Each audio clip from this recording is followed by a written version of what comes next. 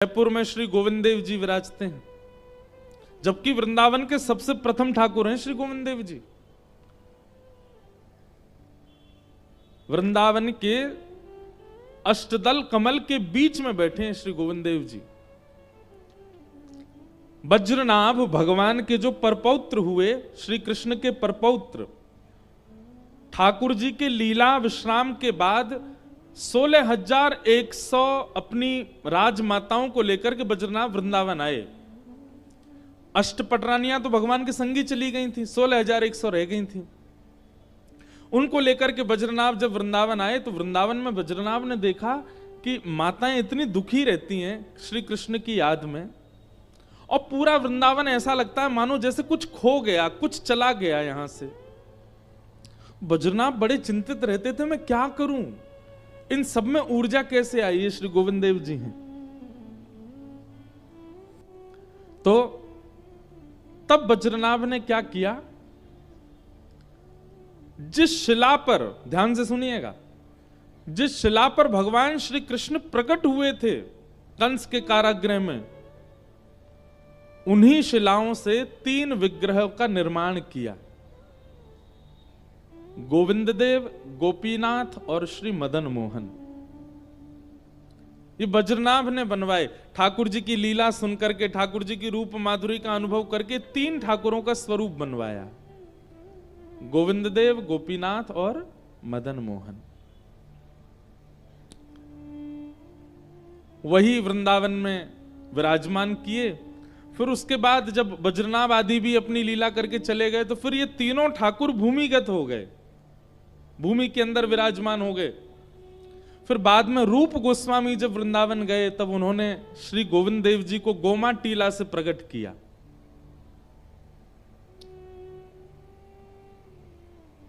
सब सुख सागर रूप उजागर, रहे वृंदावन धाम। रूप गोस्वामी प्रकट कियो, राधा गोविंद रूप निधान। हम लोग गाते हैं, वो जो हम अंत में गाते हैं ना, वो कोई ऐसी सामान्य नहीं है, वो साक्षात वृंदावन ही है वो पद। और हम पे इतनी बड़ी कृपा हमारे गिरधर लाल जी ने सहज में ही 1-8 घंटा में ही पूरा पद लिखवा दिया। हम, हमारे प्रेम जी और हमारे एक भैया और हैं, आए नहीं हैं, सागर जी, तीनों बैठे थे गांधी धाम गुजरात में। तो 4 दिन का वहां पर वृंदावन रसामृत प्रसंग पर प्रवचन था। अब देखो, हम बड़ी निजी बात बता रहे हैं, मंच से बहुत कम बोलते हैं, लेकिन सुनो। मन में भाव था कि वृंदावन पर कुछ बोलना है 4 दिन तक। पहला दिन था, अभी कथा में गए नहीं है। तब मन में विचार किया कुछ लिखें, और अचानक मन में श्री भगवत रसिक देव जी का पद है जहां वो सप्तनिधियों का वर्णन करते हैं। प्रथम दरस गोविंद रूप के प्राण प्यारे, दूजे मदन मोहन सनातन हिय उरधारे। इस प्रकार 7 निधियों का उनका पद है श्री भगवत रसिक देव जी का। उसका चिंतन करके हमने कि यार कुछ लिखें वृंदावन के सप्त निधियों पर।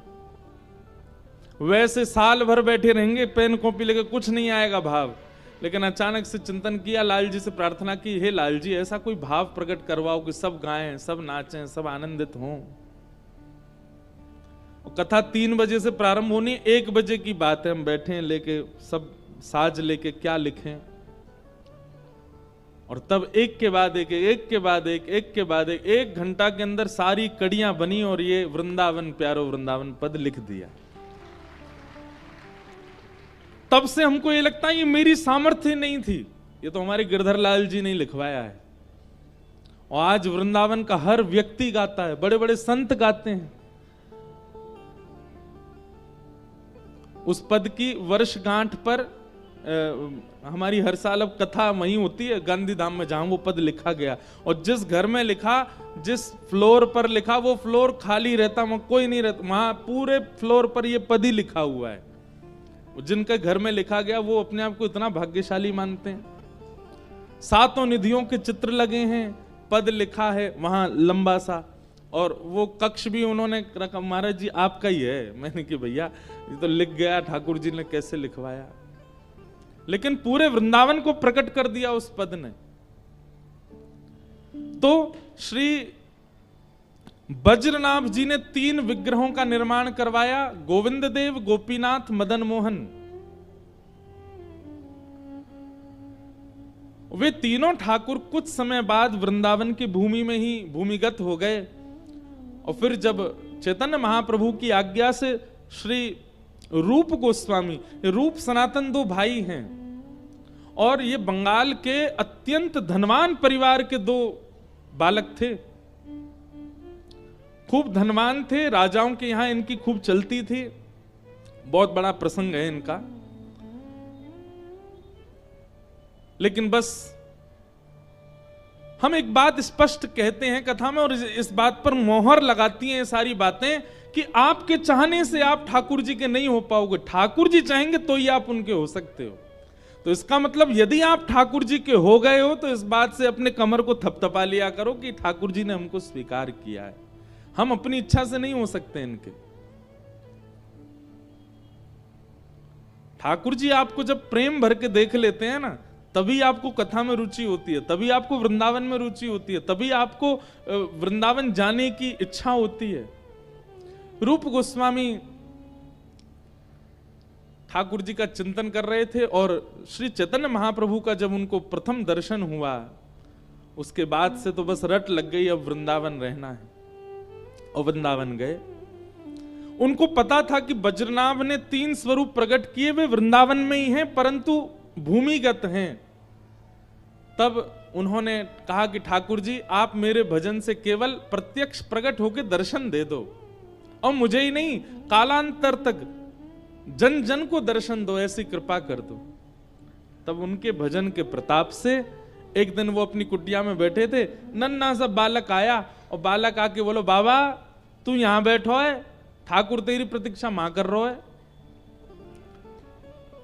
रूप गोस्वामी उस बालक के पीछे पीछे गए, तभी क्या देखा, एक ग्वारिया की गैया ऊपर खड़ी है एक टीले के ऊपर, और उसके थनों से दूध निकल रहा है।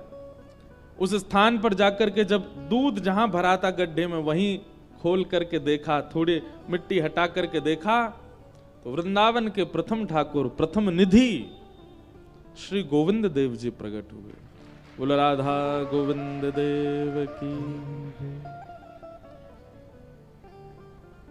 सब सुख सागर रूप जागर रहे वृंदावन धाम। रूप गोस्वामी प्रगट कियो राधा गोविंद रूप निधान। वृंदावन प्यारो वृंदावन, श्री वृंदावन मेरो वृंदावन। इस प्रकार श्री राधा गोविंद देव जी प्रकट हुए। अब रूप गोस्वामी के गोविंद देव जी प्रकट हो गए।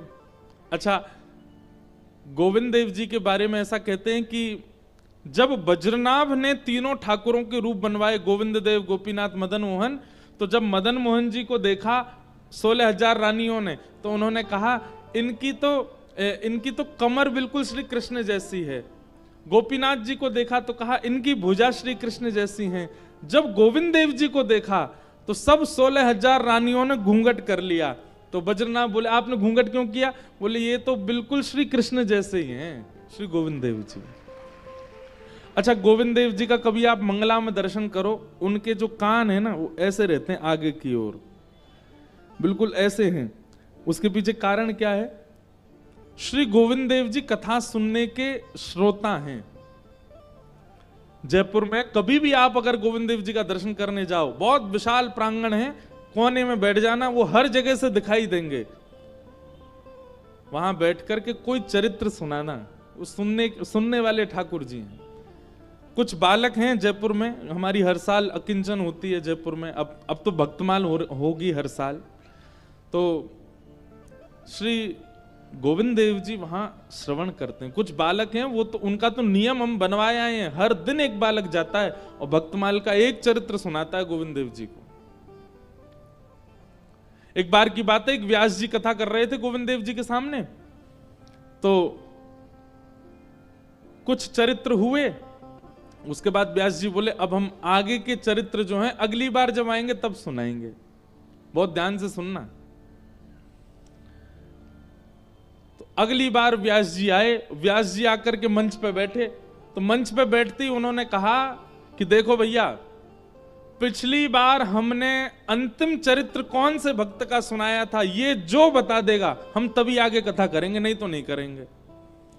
तो सारे श्रोता एक दूसरे का मुंह देखने लगे, बोले यार हम तो भूल गए इनने कौन सा चरित्र सुनाया था। सब आपस में चर्चा करने लगे, बात करने लगे, कोई भी नहीं बता पाया।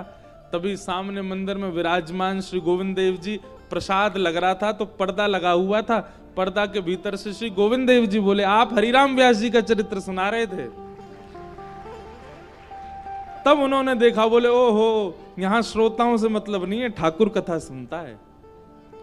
तब आगे चरित्र सुनाया। ऐसे श्री गोविंद देव जी। फिर रूप गोस्वामी के जब गोविंद देव जी प्रकट हो गए तो रूप के ही भाई हैं सनातन गोस्वामी, उनके मन में भाव आया, बोले जय जय, आप इनके लिए प्रकट हो गए, हमारे लिए भी हो जाओ। सनातन गोस्वामी मथुरा में यमुना जी के तट पर बैठ के भजन करते थे। एक मैया के यहां भिक्षा लेने जाते थे, उसी मैया के यहां त्रिभंग लली ठाकुर जी विराज रहे थे, वही मदन मोहन जी थे। सनातन गोस्वामी जब भिक्षा लेने जाते तो किवाड़ खोल के मैया जब देने आते, सामने ही ठाकुर जी का दर्शन होता।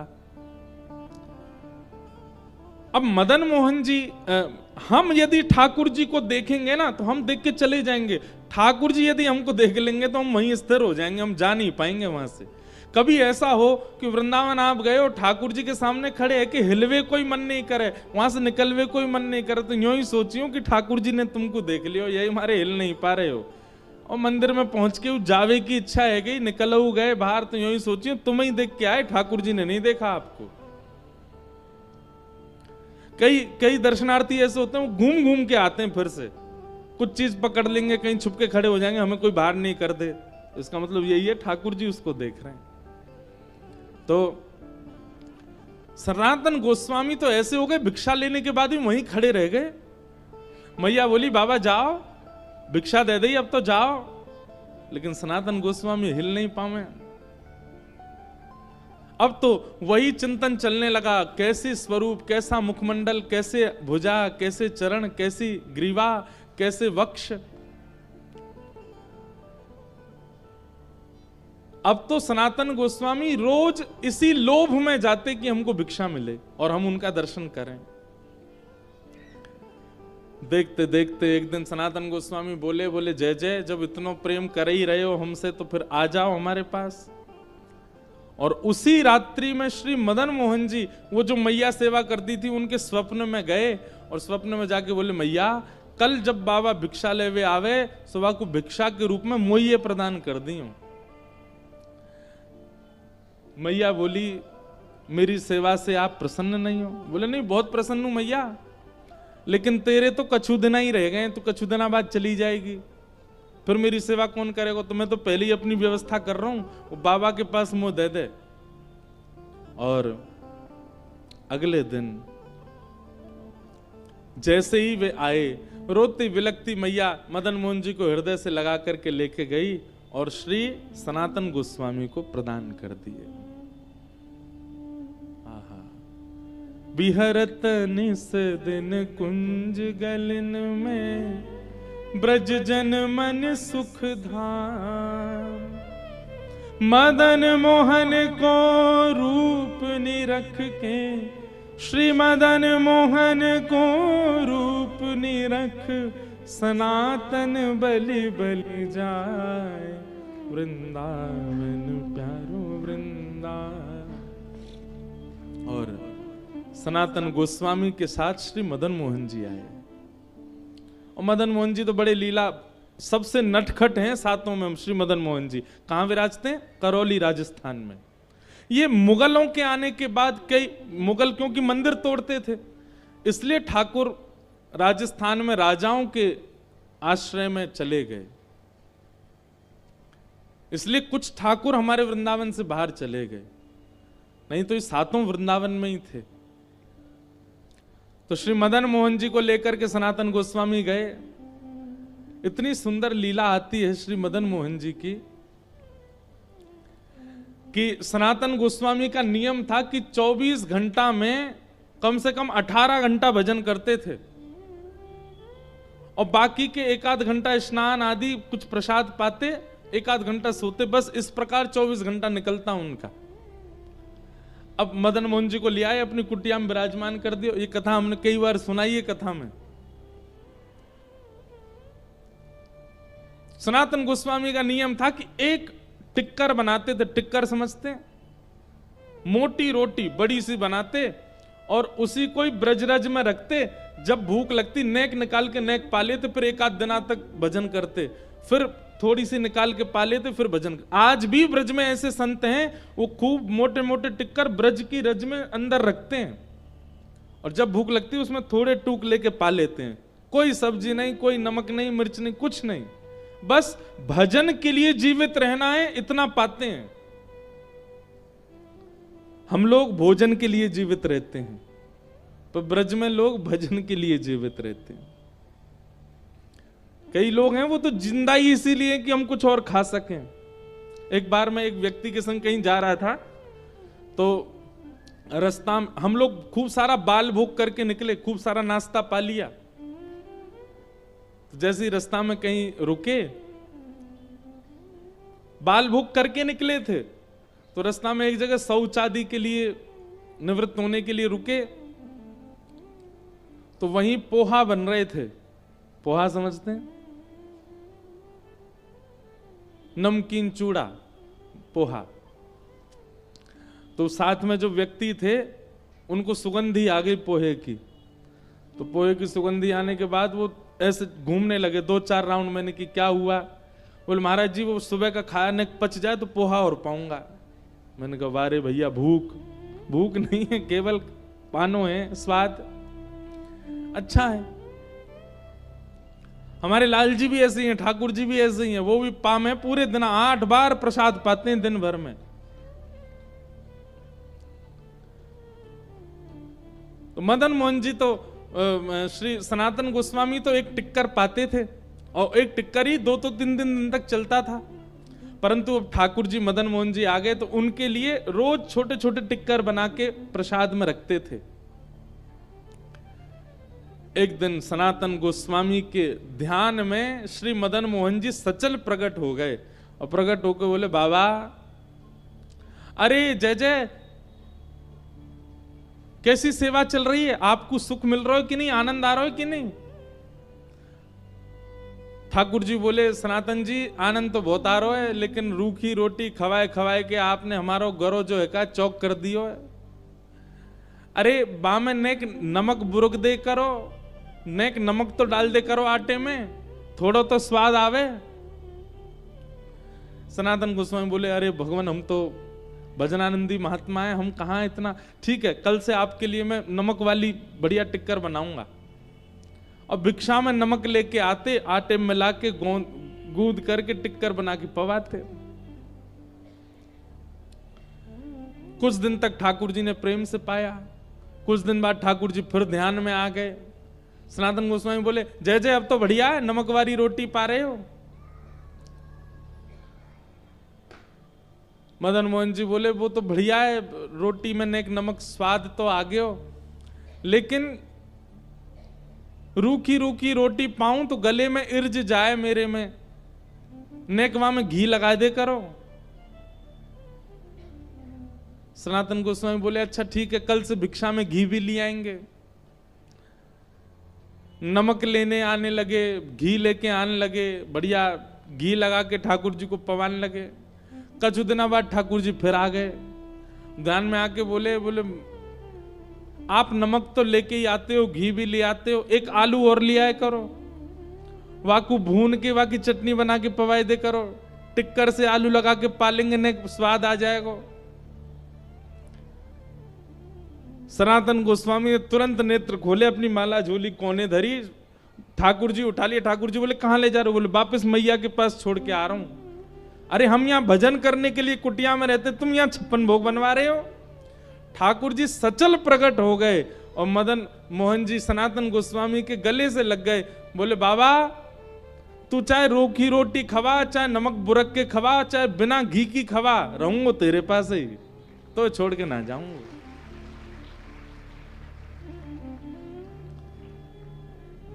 ऐसे हमारे वृंदावन के दूसरे ठाकुर।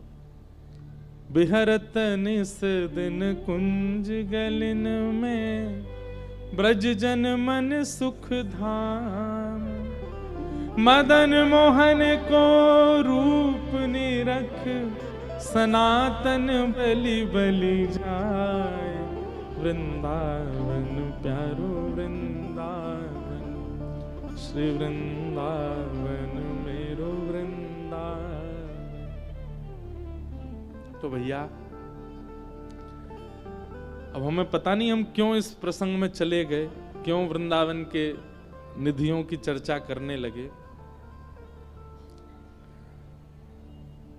हमारे पूज्य नाना जी कहते थे कि कथा में क्रम कुछ हो और निकलने कुछ और लगे तो समझ जाना जिनकी बात आ रही है ना वो कथा में विराजे हैं, इसीलिए उनकी बात आ रही है। और ये बात ऐसे ही नहीं मानिएगा, हम तो इस बात पर पूर्ण विश्वास करते हैं। कितनी बार ऐसा होता है, सोच विचार करके कुछ बैठते हैं पर निकलने कुछ और लगता है, तो फिर अब गोवर्धन लीला सुनानी है लेकिन कहां वृंदावन निधियों की चर्चा अपने आप ही प्रकट होने लगे। तो निश्चित ही आज हो सकता है कि इस कथा में श्री गोविंद देव जी, मदन मोहन जी और अकेले नहीं आए होंगे, सनातन और रूप गोस्वामी के संग विराज रहे होंगे, देख रहे होंगे, तभी वो प्रसंग स्मृति में आ रहे हैं।